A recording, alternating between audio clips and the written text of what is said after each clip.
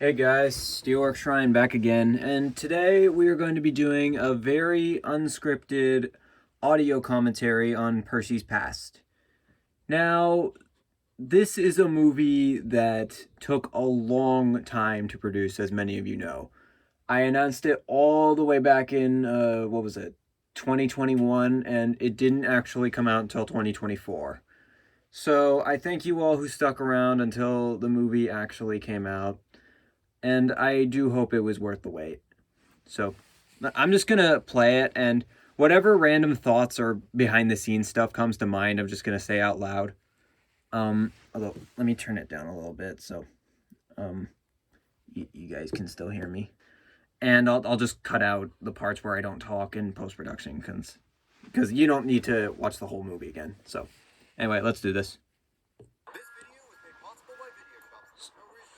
So this movie actually went through three different drafts before I finally settled on the movie that I was happy with. This whole Victor thing right here was very last minute. I just kind of added it, feeling like there were topics in the movie that which I needed to address, weren't trying to judge other people or anything. This movie was a passion piece, so I wanted to make that clear. Speaking of Trackmaster Push Along and diecast in general, the first ever version of the movie was going to be filmed with diecast models, and I think the old trailer is still unlisted on my channel somewhere. In fact, I think I might post a link in the description, or if I really feel like it, I'll just play it right now. Hey Percy, can I ask you something?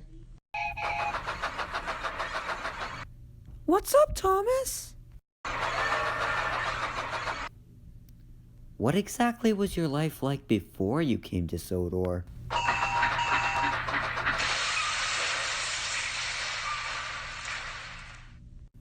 Well, Thomas, it went a little like this.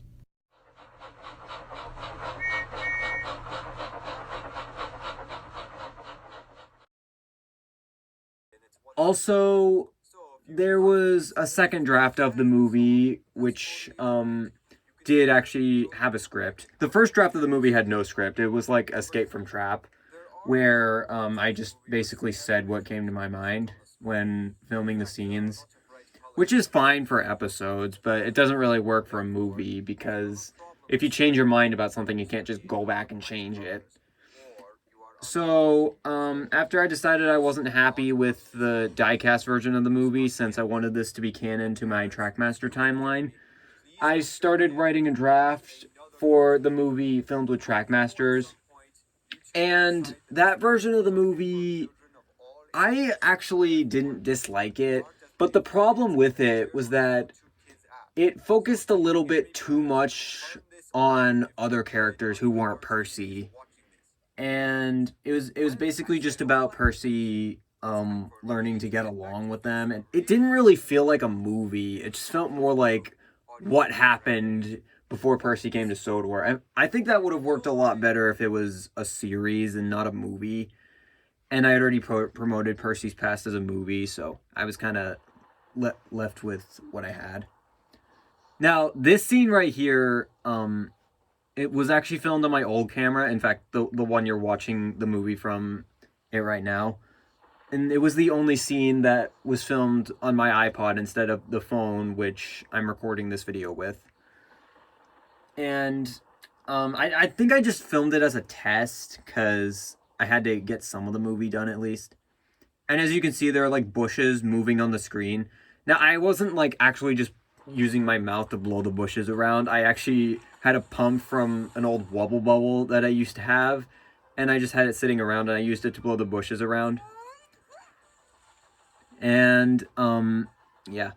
Basically, in all three different versions of the movie, though, there was something I absolutely wanted the movie to start with, and that was Percy pulling the mail train.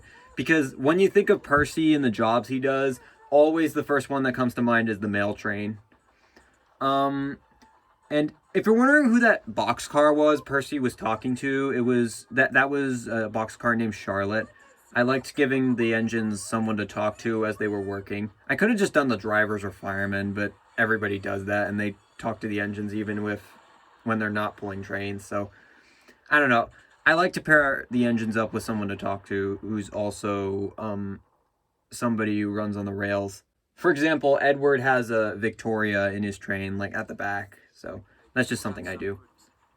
Now, for those of you who are wondering, Rosie was the one who actually shunted the scrap train in front of Percy, and it was a complete accident. So that explains Rosie's guilt later in the movie, because I really should have showed her on screen during this, and I actually confirmed Rosie was the one shunting it in the live chat, because I never directly said in the movie that Rosie was the one shunting the train. It's just kind of, it's something you piece together. And I, oh, that was the video shop close eye filter. And that woman right there talking to Percy, that was originally a character who played a lot more in the second draft of the movie and like taught Percy a valuable message. But after the movie was changed, I basically recycled that character into a manager that tells off Percy for what he did in the past. Also, that dirt on Percy, Percy was completely fine afterwards. I basically just took water that had a ton of paint from when I washed off my brushes, and like I took a brush and dipped it in and I just sprinkled it on Percy. And after I filmed the scene, I just wiped it off. So don't worry, it wasn't permanent damage to Percy or anything. I actually built the shed that you see on screen here just for this scene in the movie. There was a lot of things actually made specifically for this movie. You can see the blue Annie and Clarabelle off to the side, which later turned out to be Isabel and Dulcie. Not really sure why I felt them necessary to the movie. They were just something I randomly added. Percy's a driver and fireman. I'm pretty sure this was the first time I referred to them by name. If you're wondering why Emily is at Tidmouth Sheds instead of Henry, it's because I decided that Emily would stay at Tidmouth Sheds when Henry took the Flying Kipper, because Henry wouldn't need the sheds after taking the Flying Kipper. And why would he go from Vicarstown all the way back to Knapford just to rest? The Superstation only has 6 sheds, so I was basically stuck with 6. I couldn't just do the calling all engines thing where they added 7, so eventually I was just like, you know what, screw it. Emily just stays here when Henry's not there. Done. Oh yeah, speaking of which, if you're wondering why I decided to change all the engines' voices in the movie, aside from Thomas, was because I wanted them to sound more like they were from the UK. There is actually a in-canon reason why Thomas has an American voice while everyone else is British, but I'm not going to reveal that yet. The timestamps were something you saw like 3 hours later on the screen. Those were something I added at the last minute because I wanted to clarify that time had gone by.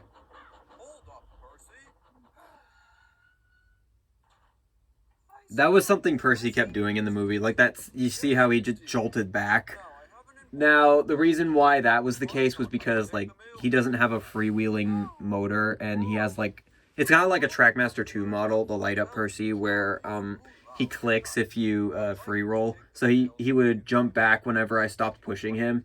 So I kind of had to add like the sound effect there to make it seem like he jolted back for some reason.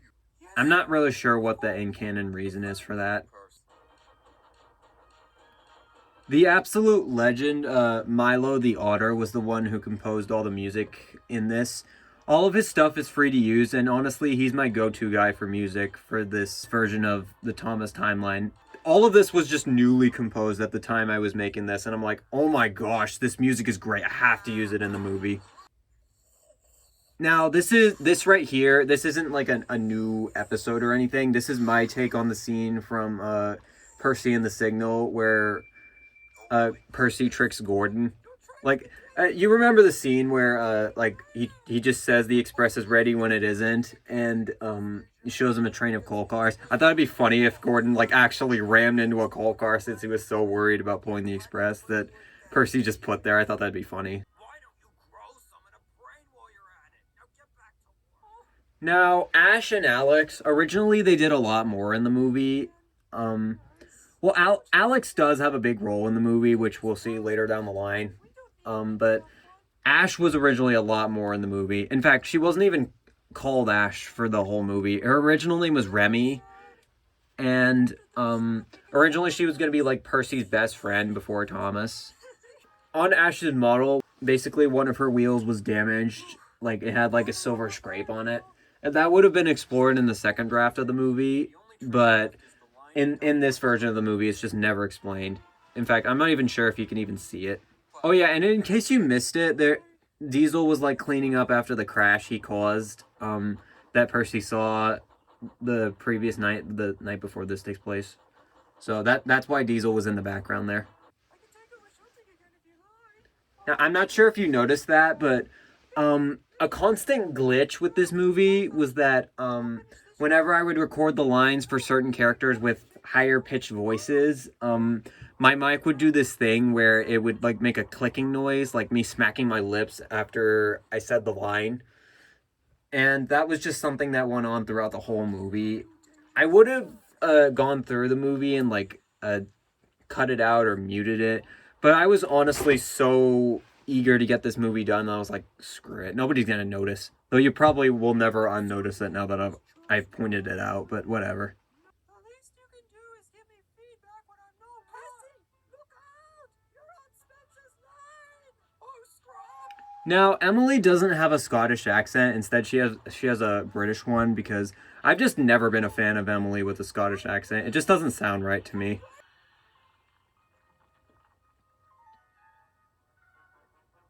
Now, this is where Percy and his crew go separate ways, without them knowing it, because Percy just runs off after this. Although, some might say that they were there the whole time because you can see the silhouette of one of them in Percy's cab, but that's just something with the model that I had to deal with. Oh yeah, right there, Charlie's fireman is wearing a mask. I just thought it would be funny to have him wear a Spider-Man mask because Charlie's the comedian one. Maybe it was just like a comedy gag or something.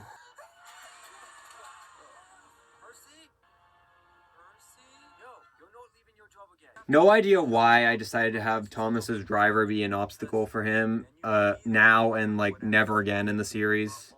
Like, just now, just as Percy's going through the most traumatic thing ever, Thomas's driver chooses to stop Thomas from doing anything. Like, of all the times. Bruh. This right here is meant to be the Rolling River Bridge after it collapsed in the Great Discovery. It was just kind of abandoned and left there. I actually had a wheel of a ton of different locations that this could have been, but this was the one I ended up choosing. I think some of the other ones were like the lead mines or maybe Morgan's mine. But yeah, this is the one the wheel landed on, so I chose to put it in the movie. And Percy's like talking to Gator from one side of the bridge, like that's kind of still there, and the rest of the bridge is just not there anymore. Now, the whole reason there's a tunnel where Gator is because I couldn't figure out a way to make the set look like it went on and on while it was still on the hill. Now, I'm going to have a long talk during the song. I'm just going to hope it doesn't pick up on camera due to copyright. But the reason why I don't sing the song as Percy is just because I'm terrible at singing. And to be honest, I didn't really feel like putting on my Percy voice for this whole thing. You can see a ton of different flashbacks to certain events. You just saw Put Upon Percy, and this is Thomas and the statue. And the first one was Thomas and the Rumors. These were, yeah, just ton of different events where Percy was just there. And you know, I tried to have the lyrics of the song describe how Percy was feeling in the moment of the flashback. That's why I chose those scenes specifically. If you could hear the song, you'd more understand why. And that right there is like meant to look like Alex's wheel. You'll see why later in the movie. Now, something I want to mention during the song as you watch all these different flashbacks is there were a couple of Easter eggs I didn't point out. For example, like you probably noticed the passenger saying, "Was that Percy?" And that was meant to be a reference to like the scene from Gordon Gets the Giggles, where like Sir Thomas like, "Was that Gordon?" Like, duh, dude, are you blind? What the heck? That black engine right there next to Percy, that guy was originally a really important part of the movie. In fact, there was some whole backstory between Alex and that engine, and that tied into why Alex was the way he was and why he was such a bully to Percy. Alex caused an incident that put that engine out of commission, and the manager couldn't buy him back to work at the yard again, and that's why he got Percy instead, since he was cheaper. And Alex took his anger of the situation out on Percy because he held himself responsible. He just used bullying Percy as a coping mechanism. And as you can see, yeah, the trucks are singing. I thought that'd be a little fun thing to do. I'm not sure if it was in the original script or I actually added that. I'll have to double check that, and I'll add some text on the screen about it. There's like Lego Ninjago guys on a platform for some reason. I was just thinking of anything and everything I could put on these sets since these were all on the mainland. Oh yeah, something really annoying about this scene. I mentioned this in the live chat of the premiere of the movie, but basically I didn't look at Google Maps when I was filming these scenes, and I thought that the main line was all 3 tracks because that's how it is on Sodor. But then I looked at Google Maps and I realized there's only 2 tracks. So really, I filmed this whole scene with 3 tracks for nothing. But by the time I realized it was too late, and I'm like, yeah, forget it. It's fine. Now it actually has 2 tracks, so that's funny. I hope I have enough water to. Water foreshadowing. And this right here, this is meant to be like that bridge that Thomas was on in Journey Beyond Sodor. And like there's one scene where he was wondering what that factory over there was, and I decided to make it the workshop because it's never said in the movie.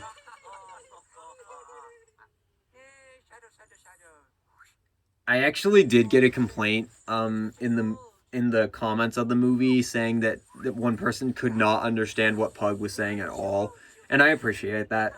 I was trying to make Pug sound like Sunshine from Tugs, but it didn't really go the way I wanted it to. I was trying to make him sound like he was like missing a tooth. I think I got that inspiration from Railways of Cartoonia. If you're wondering why Sir Topham like at the points, it's because he was trying to figure out how the signalman switched them that fast in order to like do the thing with Spencer. He's probably just watching from his office the whole time. Oh yeah, and if you look closely, that workman that was laying on the station when Charlie was filling up on water is still there. No idea why she is. Now I had to intentionally like add sound effects of the points changing behind Thomas because in certain scenes, like I don't know what happened, but the points somehow switched against Thomas. Like you're about to see it right here. You see, like right there, the points were like against Thomas. I have no idea how that happened, but there's no way Thomas could have reversed over those points without derailing. So I basically had to add the sound effect of the points changing behind him. And then in this shot right here, like we hear the sound effect of the points changing back. I don't know. Maybe the signalman was just messing around. I'll let you draw your own conclusions about that, but I don't know what happened. I just kind of noticed that in editing the movie and managed to add like the sound effects for it. So happy accident, I guess. That Lego man you saw with the hammer was meant to be like Thor, and I specifically had him facing away from the camera so it wasn't as obvious. As you can see, Thomas's fireman, Carnal, just tripped over him. And Thomas just somehow doesn't notice Rosie's there. I hope he didn't see another monster. Originally, I thought of like cutting out that scene, like the flashback scene with Percy pulling the mail train, but then I realized it was kind of necessary because the plot point of Percy pulling the mail train at the beginning actually paid off later. Can I ask you a few questions? When I was writing this draft of the movie, before I talk about that, this right here is meant to be Boko and Stanley crashing into each other, which is a reference to Timeless Engine series because Boko is always picking on Stanley in that. Just thought it'd be funny. Anyway, back to the thing I was saying earlier. Originally, I wanted to give Rosie a bigger role in this movie, but she just didn't really add anything to the story. And honestly, the movie was already something that could work without the Rosie going on a search for Thomas with Sir Topham plot point. So I just kind of left it out of the movie, and I never bothered writing it.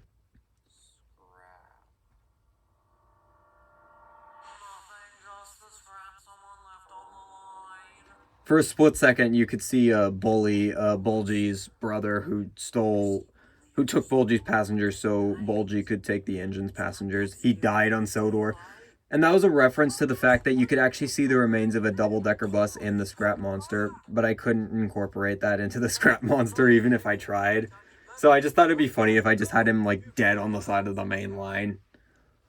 I'm not sure if I'll ever write a story about that. Maybe I will one day if enough people ask. And this is when Thomas ditches his driver and fireman and just goes rogue. I felt like I needed to address Thomas's driver and fireman in all this because, while they're never addressed in any of Thomas's other adventures, I just thought it'd be nice to, like, have an in-joke to how, they were an important part of, Thomas helping someone else, but they weren't essential in Thomas helping himself. I just thought that'd be funny. Okay, fun fact about this scene. This was actually the first scene, not counting the shots at the beginning, this was the first scene of the movie that I ever filmed. And in fact, I actually wrote the entire movie out of order. Like, I basically spun a wheel with the number scene on the wheel, and whatever number I landed on was the scene I either wrote or filmed for the movie. I had a basic rough draft of the movie and what I basically wanted to happen. But then I did the wheel thing with each scene, and one by one, the movie started coming together. Although, I actually filmed the scene with Thomas, with Edward and Reg at the scrapyard before I wrote the script. So, just to confuse you, that's basically how that went down. But all the rest of the movie was actually written by hand, aside from the end monologue. If anything, I say in this commentary doesn't make any sense and you want me to explain it more, I'll explain it to the best of my abilities in the comments.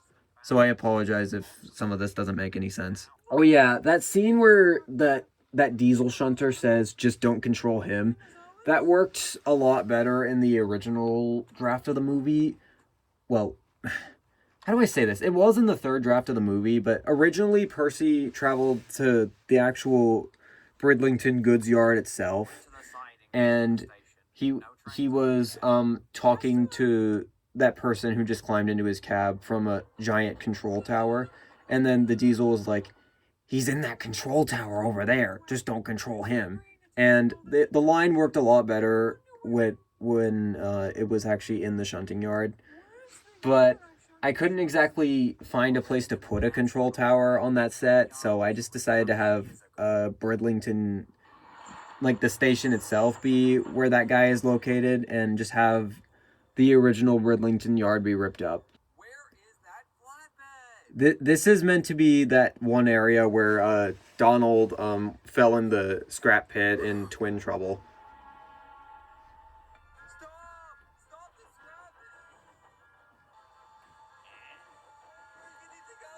As you can see, there were the remains of my old custom Oliver on the ground, along with Denny's remains from Super Train. Now, the flashing light actually wasn't video editing. It was just like a special light that had that setting of a red glow on it, but it was flashing. I couldn't get it to be solid, so it's okay.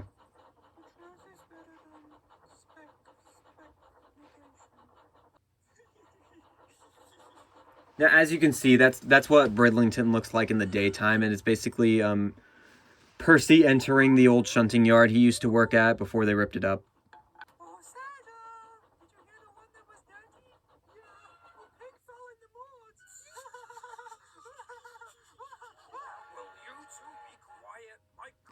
If you're wondering why Alex has an American whistle, that plot point was originally something brought up in the second draft of the movie, but it just kind of got cut because it didn't add anything to the story, and I don't really know how I would have worked it in, if I'm being honest, so that's why it just happens and there's no explaining to it.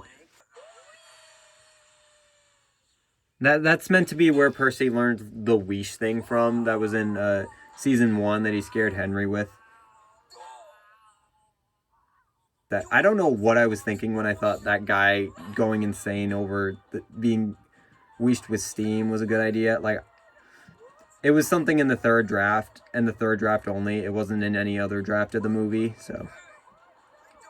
And that right there was, like, Percy's, like, big thing. Like, Percy blames himself for this whole thing that happened to Alex since he was the one who shunted the truck. when really it was actually him and Ash's fault because they both leashed steam at the guy unintentionally. Wait, The, they said this yard was being restored. yeah, like Percy said there, this is meant to look like the Rusty to the Rescue version of Vickerstown Yard. Excuse me, I brought some. I was pulling Percy's driver on a string there, in case you're wondering. It wasn't like some fancy video editing. Don't give me those big bulgy eyes. You and I both know. That right there was foreshadowing to the fact that Alex became a sewage boiler. And Percy knows that, but the audience doesn't know that yet.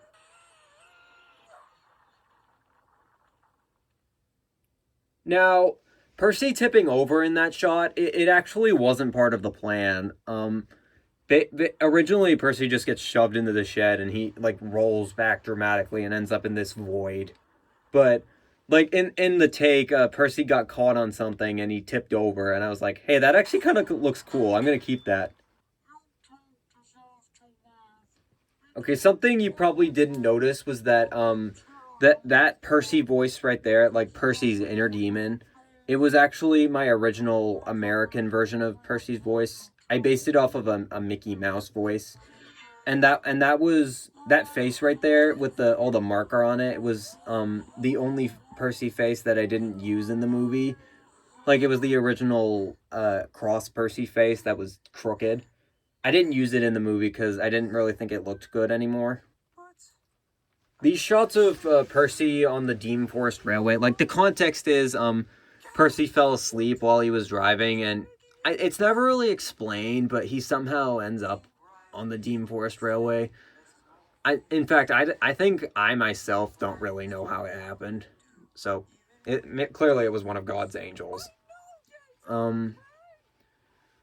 Like, I actually did base this off of real images from the Dean Forest Railway.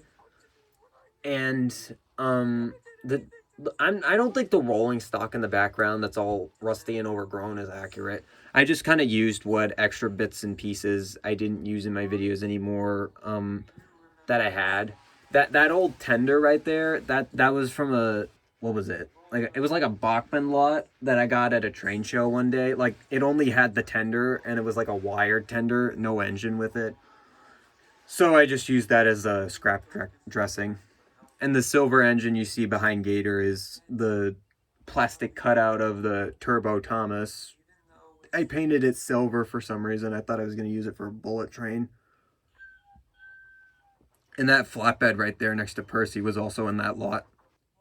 Okay, just gonna say it. This engine right here is Wilbert, and for those of you who keep up on real life history, Wilbert was actually taken apart for maintenance, and to this day is still in pieces.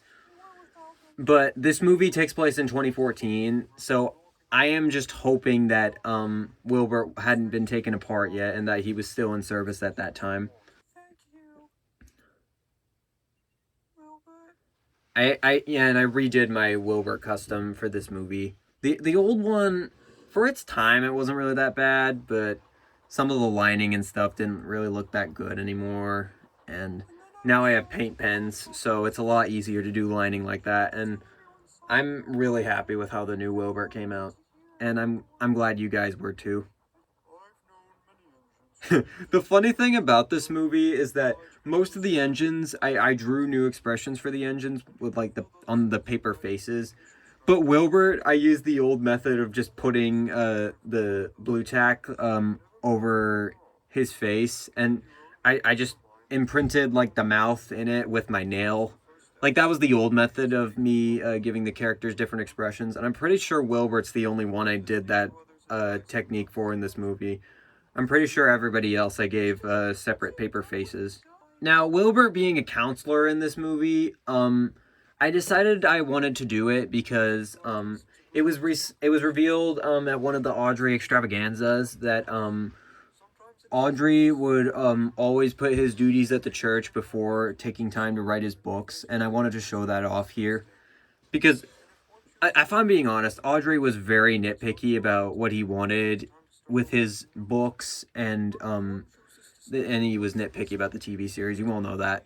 But I wanted to show that, like, regardless of what he thought of all of it, Like, regardless of how many like complaints he had with the thing he was creating, he still found it more important to help other people in need. Oh, Wilbur, we're late. Your needs and feelings are more important than being perfectly on time.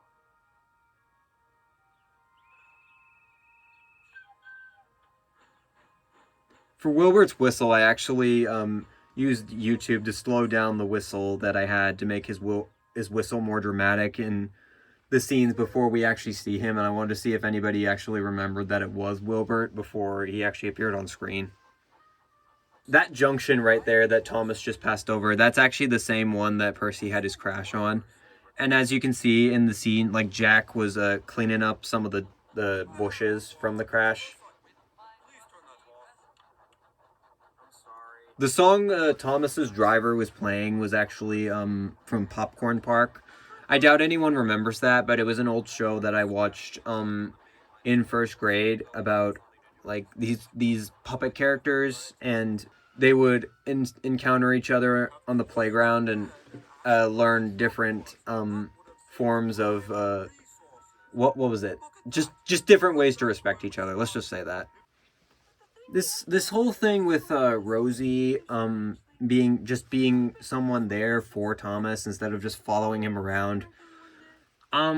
Pretty sure it was a last minute decision. Rosie causing the crash was in the second draft of the script, and helping Thomas be there to comfort Percy was also there.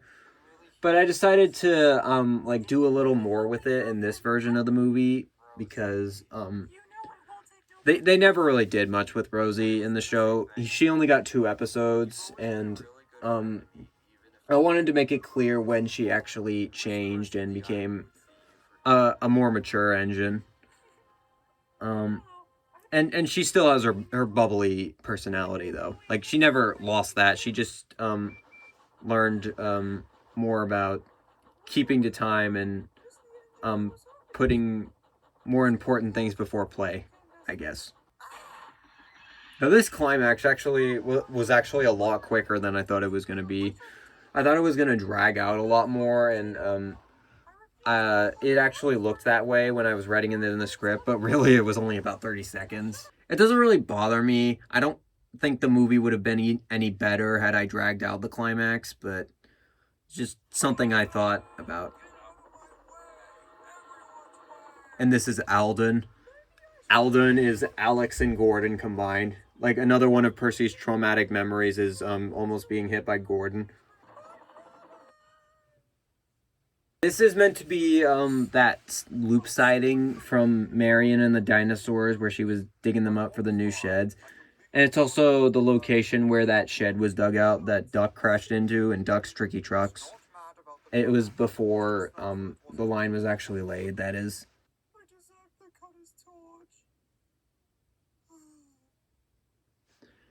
Yeah, Percy fighting with all these inner demons also explains why he was quiet for so long whenever others pushed him around, and he didn't actually start fighting back until much later in the game. So I overall like how Percy's arc came out. I could have done a little more with it. Maybe give Alex a redemption arc so he feels more guilty about killing him by accident, but I like how the movie came out though. Like Percy is my 3rd favorite character, and I did really want to make this movie, so I'm ultimately very happy with the finished product. Wait a sec. Did you just say he committed murder? No, I didn't know it was inside the truck. That line right there was completely unscripted. The only reason I added it was because I wanted to make it clear that Percy hadn't killed Alex on purpose, because I never really clarified it. Like, I never clarified if he actually knew what dynamite was, so that's the reason why that line's there. Completely last minute. That right there is meant to be Vickerstown. I just cropped it in a way to make it seem like it was inside the station. And that was the rolling bridge. Ertl Percy cameo. I had to give that thing a cameo in my movie somehow. I used to take it with me everywhere in high school, but I recently stopped. And this right here is the workshop. Like that was the manager right there, letting Percy visit and see what engines were currently there. I'm not sure if I'm ever gonna confirm which engines were at the workshop when Percy arrived. Maybe there were none at all, but I don't know. It was a plot point that was set up earlier in the movie and paid off later, so I like it.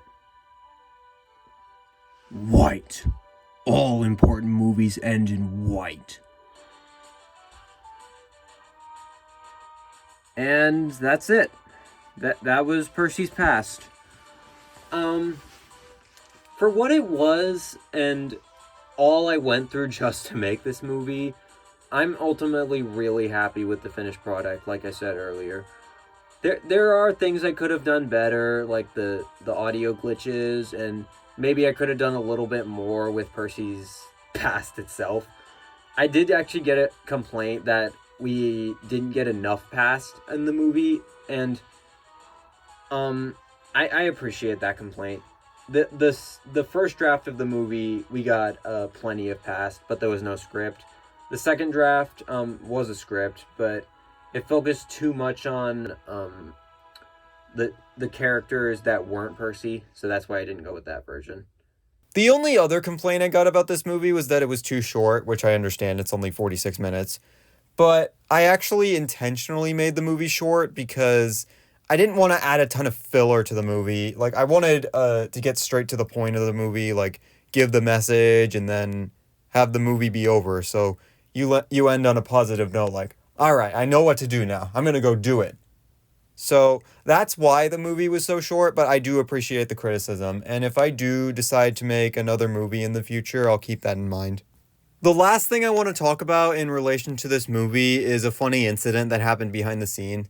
The engine you're looking at right now is Ethan, and he was the character who Alex felt guilty about and, like, bullied Percy for and whatnot in the second draft of the movie. And like I said, he was cut from the movie and reduced to just a background cameo because I couldn't figure out how to get him to add anything to the story in the third version of it. And the funny thing is, like, this isn't video editing right here, what you're looking at. I only ordered one Play-Rail C12 in order to make this engine, but they accidentally sent me two for the price of one. So I basically had a Play-Rail C12 new in box for a long period of time. Although I no longer have the second version, I decided to donate it to Goodwill. So that's where it is now. And I live in California, so if you guys want to try and go find it, be my guests. But that's where it is now. I only need one of them, and I don't want to just leave one sitting in my room, sitting in a box for ages. Like, it's a toy. It's supposed to be played with. So I hope somebody finds it and is happy with it. And concluding this video on 100 shots, and I do mean 100, that is everything. Everything that matters anyway. There's probably still a detail or two about this movie that I didn't talk about, like the fact they made certain engines' faces just for this movie. But I think that was everything important that went on behind the scenes. And if you guys really want to see, like, some bits of the other drafts of the movie, like, I can make rough edits of those if that's something you guys genuinely want to see. So, until next time, I have nothing else to say, but goodbye, everyone.